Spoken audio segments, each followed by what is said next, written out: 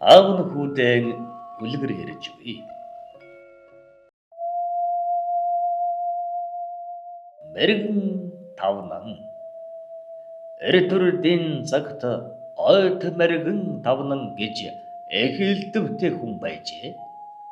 Хааны гүнжийг аваад алшаад буцах замд нь гүнж ойт мэргэн тавнангаас алшаа ноён гэгч ямар хүн байдаг вэ гэж асуухад мэргэн тавнангийн самаагүй зан нь хөдөлж манай ноён сайн ч хүн сайхан ч хүн ганцхан өмөхий гэж авахын аргагүй гэж хэлжээ.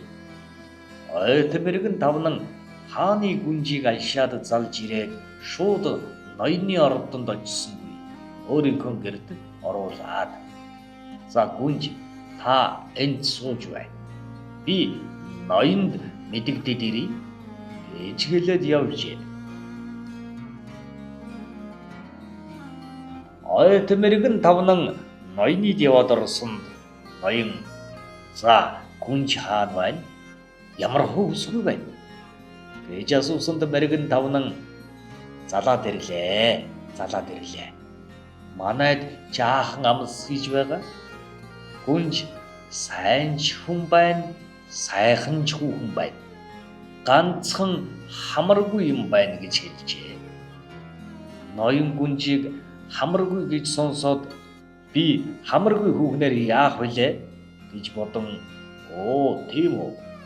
Тэгвэл гүнжийг гэртээ 7 хонуулаад цацралэгт оруулж надтай уулзуул гэв. Мэргэн тавнан гүнжийг гэртээ нь 7 хонуулаад цацралэгт дагуулж ирж ноёнтой нүүр өчрүүлжээ. Гүнж ноёныг өмөхий гэж бодоод хамраан дараад орж иржээ. Ноён түүнийг үзээд энэ хүүхэн хамраан нуугаад дарж байна гэж бодоод бусад биеийн ажигласанд мэргэн тавнангийн хэлснээр сайхан ч хүүхэн, хөөрхөн ч хүүхэн байв гин. Тэгээд ноён гүнжийг тоож уулздаг байжээ. Гүнж ноён хоёр нэлээд хэдэн өдөр ийм байдалтай уулзжээ. Нэгэн өдөр гүнж цэцэрлэгт явж байтал хой салхи гарч хамрын дарвалгыг хийсгэж унагсанд хамар нь ил гарч иржээ. Ноён түүнийг үзээд чи чинь хамартай юм байна штэ. Чамайг хамаргүй гэсэн биш үү? Гэж асуусанд гүнж цочиж хаан таныг авахын аргагүй өмгий гэсэн биш үлээ гэж гайхан асуув. Хаан үүнийг сонсоод энэ лав мэргэн тавнангийн хийсэн мэхвэз гэж бодоод мэргэн тавнанг барьж ир гэж зарлиг болгов. Мэргэн тавнан ноён дүннээ хэлсэнд ноён нь уур нь хөрчгөн инээдэн ч хөрчгөн. Мэргэн тавнан өрөд нь ноёнд олон удаа тус хөр гэж байсан тул толгойг нь авсангүй шийтгэд өнгөрчээ. Мэргэн тавнан өөрөө нэг тэнэг хүүтэй байжээ. Хүүн өсч том болоод 90 цент хүрж эхнэр авах цаг нь болжээ. Гэвч хүүг тэнэг болохоор эхнэр олддоггүй байж гин.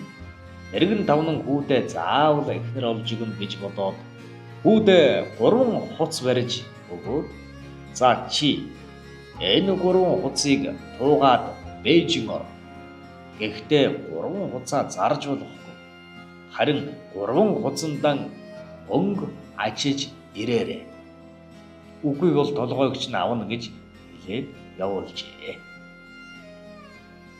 Ойт мэргэн тавнангийн тэнэг хүү 3 хуцаа хөтөлж ээжинд хүрээд аав минь намайг хуц худалдаж болохгүй гэсэн мөртөө 3 хуцандаа мөнгө ачиж ирэх гэсэн юм.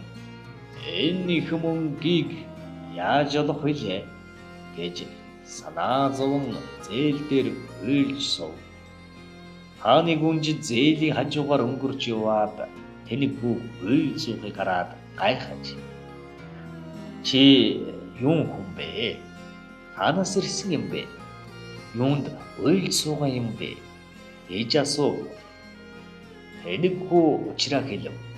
Хааны гүнж тэнэг хүүгийн хөдөлж яваа 3 хуцыг хэсэг хар зогссноо. Чи яасан унхаагүй хүн бэ? Энэ гурван хуцсныхаа авирыг тайраад манай аавд худалдвал гурван хуц мөнгөтэй болж чадна. Энэ аргыг намайг хэлсэн гэж хэнд ч хэлж болохгүй шүү гэж хэлчихэд яваад өгөв. Тэнэг хүү гүнжийн хэлсэн ёсоор гурван хуцсныхаа авирыг тайрч хаанд худалдаад гурван хуцсандаа дүүрэн мөнгө ачаад харж ирэв. Мэргэн тавнан хүүгээсээ энийх мөнгийг яаж олов гэж асуухад тэнэг хүн гурван хуцсныхаа авирыг худалдаж олсон юм гэв. Мэргэн тавнан чамд энэ аргыг хэн зааж өгөв гэж асуухад хүн хааны гүнж хэлж өгсөн гэв. Мэргэн тавнан үүнийг сонсоод за тэгвэл тэр хааны гүнж чинь миний бэр байна. Би бэрэн залж ирнэ гэж хэлээд хүүгэн дагуулад хааныг хурч ирэв. Мэргэн тавнан хааныг очиж гүнжийг нь тэнэг хүүдээ гуйсан. Хаан за яах вэ? 100 хүн гуйдаг. Зөвхтэй хүндээ өгдөг ёс бий. Гэвч чиний хүү миний 3 мөрийг авч чадвал би гүнжээ хүүд чинь өгье. Нэгд үнсээр дээс томжир. Хоёрт эр үхрийн сүүгээр ээлгэн тараг бүрж ир. Гуравт 2 толгойтой морь авчир гэж хэлв. Ойт мэргэн тавнан хэдийгээр мэргэн хүн боловч энэ 3 мөрийг гүйцэж чадахгүй дэн санаа зовж суутал хааны гүнж тэнэг хүүд тэр 3 мөрийг би хэлж өгье. Гэвч чи намайг хэлсэн гэж аавд хэлж болохгүй. Үнсэн дээс гэж өвсөөр томж алд шатаагаад аваад оч. 2 толгойтой адуу гэж унаглаж байгаа гүү аваад оч. Эр үхрийн дараагийг аав төрөхөд бүрж чадсангүй гэж хэл. Тэгвэл аав эр хүн төрөх гэж юу байдаг юм гэж асуух байх. Өөдөөс нь эр үхэр тоглоно гэж юу байдаг юм гэж асуугаарай. Тэгвэл аавд хэлэх үг олдохгүй гэж хэлж өгчээ. Мэргэн тавнан гүнжийн аргыг сонсоод ухаантай хүн байна гэж улам тоож түүний хэлсэн аргаар хийсэнд хааны 3 мөрийг бүгдийг нь авч гин. Тэгээд хаан хэлсэн үгэндээ хүрч гүнжийн өгч явуулжээ.